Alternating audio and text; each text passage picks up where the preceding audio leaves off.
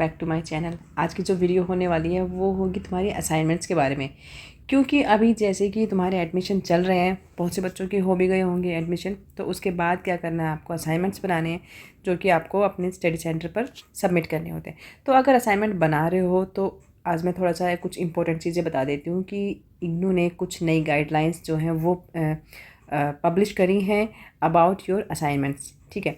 सो जैसे कि आप लोग अब अलग अलग कोर्सेज़ के असाइनमेंट बना रहे होंगे, जाहिर सी बात है। तो इस वीडियो में मैं बात करने वाली हूँ कि वो कौन कौन सी बातें होंगी, कौन कौन सी चीज़ें हैं, कौन कौन से पॉइंट्स हैं जिनको आपको ध्यान में रखना है ताकि आपके असाइनमेंट्स जो हैं वो रिजेक्ट ना हो, उनमें आपको अच्छे मार्क्स मिलें। उनको किस तरह से आपको प्रेजेंट करना है और कहाँ पर आपको सबमिट करना है, ये सारी जो गाइडलाइंस है वो इग्नू ने हाल ही में जो है पब्लिश करी है, तो वो उसके बारे में बात करने वाली हूँ। ठीक है। तो उसके लिए आपको पहले तो चैनल को सब्सक्राइब कर लेना, लाइक और शेयर कर देना अपने फ्रेंड्स को। ठीक है। चलो सबसे पहले हम चलेंगे यहाँ पर जो इग्नू की जो हम वेबसाइट पे जाएंगे, इसमें आप देख सकते हो यहाँ पर सीधा सीधा साफ साफ यहाँ पर लिखा हुआ है कि हाँ, ये असाइनमेंट्स के बारे में पढ़ोगे ना कि जो सत्रीय कार्य, बेसिकली आप यहाँ पर ये देखोगे ना तो ये है अबाउट असाइनमेंट्स कि असाइनमेंट्स क्यों बनाने ज़रूरी हैं। मैं थोड़ा सा बता देती हूँ आपको कि स्टूडेंट्स को परीक्षा में सम्मिलित होने से पहले जो सत्रीय कार्य मतलब असाइनमेंट्स को बनाकर अपने स्टडी सेंटर, ठीक है, उसमें सबमिट करना होता है। फिर जितने जो भी इसमें असाइनमेंट्स में जो आपको मार्क्स मिलते हैं ना, जितने भी मार्क्स मिलेंगे वो जो है उस नंबर का सिर्फ 30% ही काउंट होगा। ठीक है। अगर आपको 60 नंबर मिलते हैं किसी असाइनमेंट में तो 60 का आपको 30% ही जो है वो काउंट होगा, 60 के 60 आपको नहीं काउंट होंगे उसमें। ठीक है। फिर जो जून एग्ज़ाम है उसके लास्ट में सम्मिलित होने वाले स्टूडेंट्स को 31 मार्च और दिसंबर परीक्षा वाले बच्चों को जो एग्ज़ाम हुए हैं जिनके, उनको जो है सितंबर तक 30 सितंबर से पहले जो है अपने असाइनमेंट अपने स्टडी सेंटर में सबमिट करना कंपलसरी है। ओके।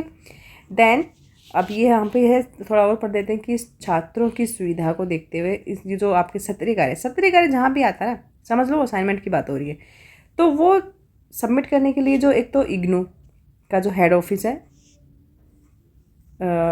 मतलब कहने का है कि जो इग्नू है ना, जो हेड ऑफिस है वो कई बार ना ये जो असाइनमेंट सबमिट करने की जो डेट है वो कई बार उसको चेंज करता रहता है, आगे भी हो जाती हैं, तुम लोगों को पता ही होगा। इसके लिए जो आपको अगर मान लीजिए, परेशान मत होना इस चीज़ के लिए, तो जो मैं बताने वाली हूँ ये जो वेबसाइट है ना, इसको ध्यान रखना बस। जब भी कुछ कन्फ्यूज़न होता है ना, सीधे सीधे इसी वेबसाइट पे जाना, जो भी चेक करना अपने रिजल्ट का, असाइनमेंट्स का, मार्क्स का, वोटेवर, तो यहाँ पे जाना। ठीक है। ये ऑफिशियल वेबसाइट है, इसको चेक करते रहना। ओके। जो प्रेजेंट में जो असाइनमेंट्स के जो क्वेश्चन पेपर हैं, ठीक है, वो यहाँ से आपको डाउनलोड होंगे। ये वाला लिंक है, यहाँ से डाउनलोड कर लेना आप। ओके। जो फिर लास्ट में है कि स्टूडेंट्स को जो सत्रीय कार्य मतलब असाइनमेंट का जो क्वेश्चन पेपर है उसके जो आंसर होंगे वो इग्नू द्वारा प्रदान किए जाने वाले पठन सामग्री क्या होती है, study material. Okay. Study material से ही आपको तैयार करना होता है। लेकिन यहाँ पे मैं थोड़ा सा ऐड कर देती हूँ कि अगर आपको स्टडी मटेरियल टाइम से नहीं मिल पाता है तो आप जो है वो इग्नू का ही जो एक वेबसाइट है ई ज्ञान कोश, ठीक है, ई ज्ञान कोश से भी आप लोग ले सकते हो अपने क्वेश्चन के आंसर्स, आप गूगल से भी डाउनलोड कर सकते हो। ओके। इतना हो गया यहाँ पर। अब थोड़ा सा और देख लेते हैं आगे। फिर यहाँ पर कुछ इम्पोर्टेंट स्टेप्स बताए गए हैं, ये ध्यान से पढ़ लेना। जो सत्रीय कार्य मीन्स असाइनमेंट्स को कैसे बनाया जाए, ये इम्पोर्टेंट है चीज़ें, इनको ध्यान से देखना आप लोग, बस फटाफट से वीडियो को स्किप करके मत देखना। कि जो सभी स्टूडेंट्स हैं उनको इग्नू की वेबसाइट पर जो लेटेस्ट सत्रीय कार्य मतलब जो लेटेस्ट वाला जो क्वेश्चन पेपर है वो ही आपको बनाना है, वो ही डाउनलोड करके उसको आपने असाइनमेंट क्वेश्चन को पेपर को डाउनलोड करके अपना असाइनमेंट बनाना है। सेकंड पॉइंट है कि जो पेपर होगा, आप लोग पूछते हो ना कि कौन सा पेपर यूज़ कर सकते हैं, A4 शीट या प्लेन पेपर ले सकते हैं या फिर कुछ भी मतलब रजिस्टर का पेपर यूज़ कर सकते हैं, वो सारा यहाँ पर आप साफ साफ दे सकते हो कि आपको A4 साइज़ का पेपर बनाना है, ये वाला साइज़ लेना है। ठीक है। रूल या प्लेन कोई भी पेपर का इस्तेमाल कर सकते हैं। ठीक है। यहाँ पर हो गया, ये बात भी क्लियर हो गई है। लेकिन मैं आपको सजेस्ट करूँगी अगर आप जो प्लेन पेपर होता है, प्लेन पेपर कई बार हम जो प्रेफरेंस जो अगर आप दोगे ना, तो अगर हम मान लीजिए आप कोई प्रोजेक्ट बना रहे हो या कोई ग्राफ वगैरह बना रहे हो, ठीक है, वो दिखाना चाह रहे हो, तो आप प्लेन पेपर यूज़ कर सकते हो। लेकिन अगर आप राइटिंग के लिए कर रहे हो, मान लीजिए पोल साइंस का बना रहे हो, हिस्ट्री का बना रहे हो, तो आप सिर्फ वो लाइन वाला पेपर ही यूज़ करना है, that's better. Then third point है कि जो असाइनमेंट्स है वो हस्तलिखित, मतलब खुद लिखना है तुमने अपने हाथ से। टाइपिंग किया गया जो है वो रिजेक्ट हो जाएगा। अगर आपने टाइपिंग करवाया है या आपने ज़ेरोक्स करवा के आप सबमिट करते हो तो वो रिजेक्ट हो जाएगा, ठीक है। हाथ से लिखा हुआ होना चाहिए। नेक्स्ट है कि जो सत्रीय कार्य के साथ प्रश्न पत्र की प्रतिलिपि, मतलब क्वेश्चन पेपर लगाना ज़रूरी है।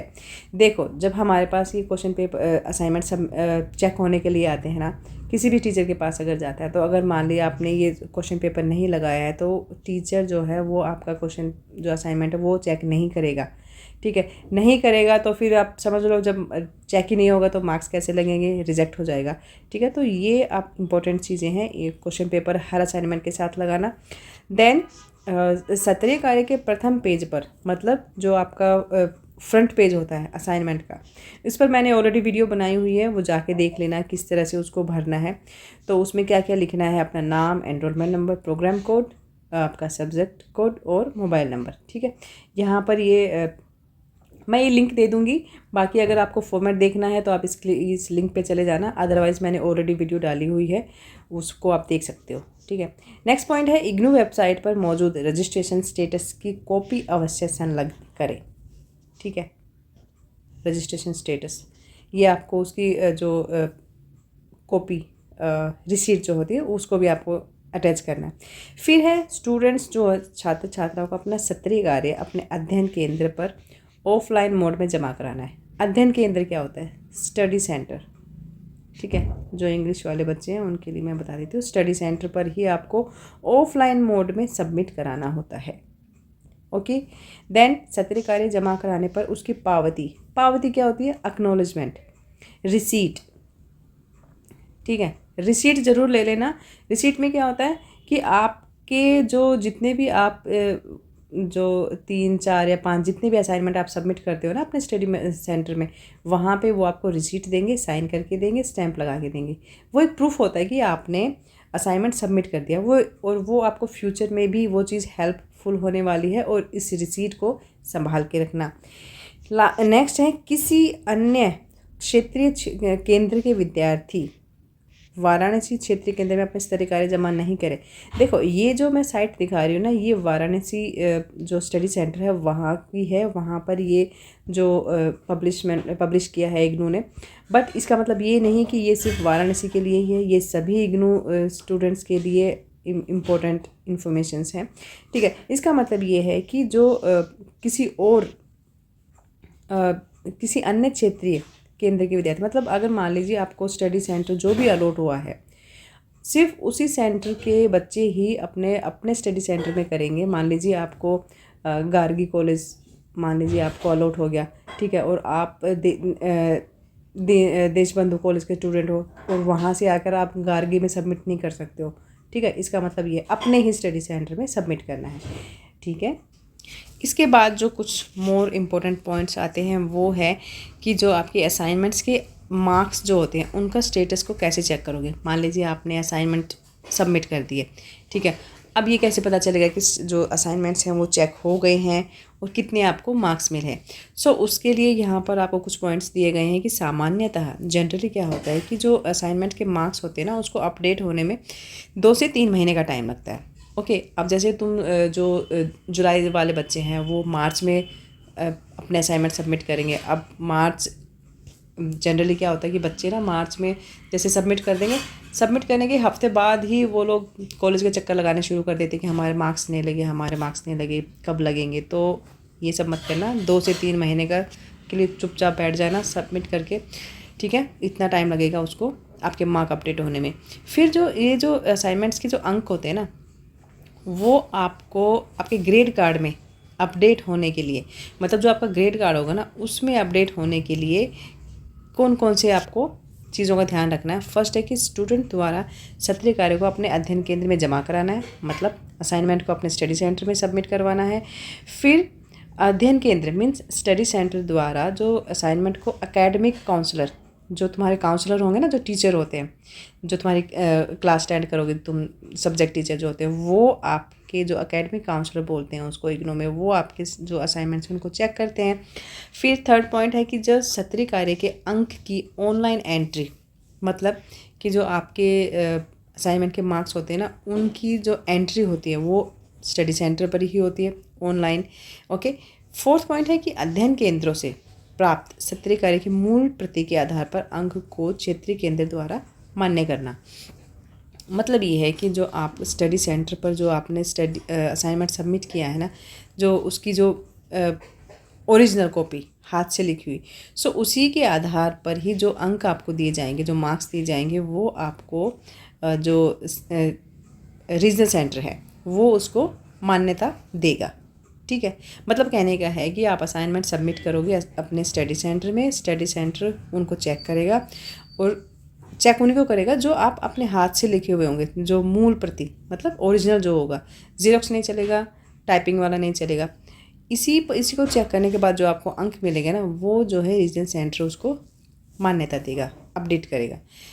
फिर लास्ट है कि क्षेत्रीय केंद्र द्वारा मान्य किए गए अंक तो इग्नू मुख्यालय द्वारा छात्रों के ग्रेड कार्ड में अपडेट करना। मतलब जब ये सारे के सारे काम हो जाएंगे ना, उसके बाद जो आपका रीजनल सेंटर है वो इग्नू मुख्यालय जो है वो आपका जो ग्रेड कार्ड होगा उसमें ये जो आपके असाइनमेंट के मार्क्स होंगे वो अपडेट कर देगा। ठीक है, ये प्रोसीजर होता है।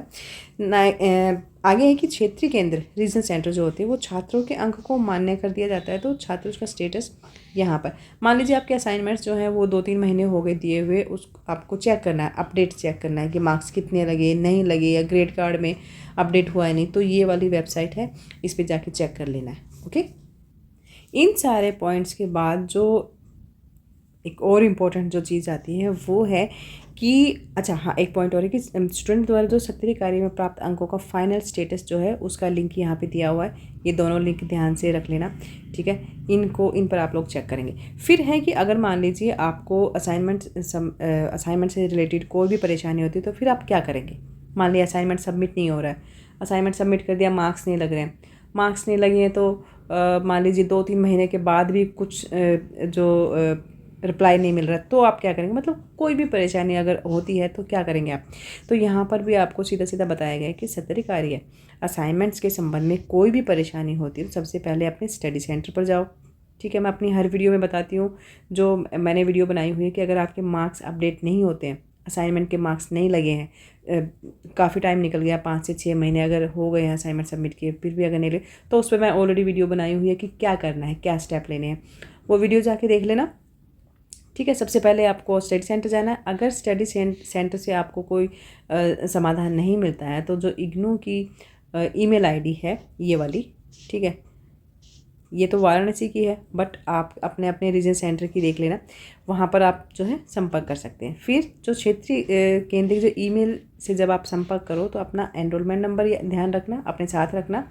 ठीक है, प्रोग्राम कोड, नाम, ये क्योंकि ये सारी इन्फॉर्मेशन वहाँ पर पूछी जाती है। साथ ही अध्ययन क्षेत्र से जो असाइनमेंट सबमिट करने के पश्चात हुए जो पावती मीन्स जो रिसीट, जिसका मैंने बताया ना कि असाइनमेंट जब आप सबमिट करोगे तो आपको एक रिसीट देंगे स्टडी सेंटर वाले, नहीं देते हैं तो आप मांगना। ओके, मांगना मत भूलना, तो वो भी आपको उसके साथ लगानी पड़ेगी। तो ये कुछ इम्पोर्टेंट इन्होंने इग्नू ने जो गाइडलाइंस दी हैं जो कि काफ़ी इंपॉर्टेंट रहने वाली हैं। सो ये सारी की सारी बातें आज डिस्कस करनी थी। तो इन चीज़ों को ध्यान रखना और अपने असाइनमेंट बनाना स्टार्ट कर दो। इसके बावजूद भी अगर आपको कोई प्रॉब्लम आती है तो कमेंट बॉक्स में आप बात कर सकते हो। ठीक है बच्चों, चलो मिलते हैं नेक्स्ट वीडियो में। Bye bye, take care.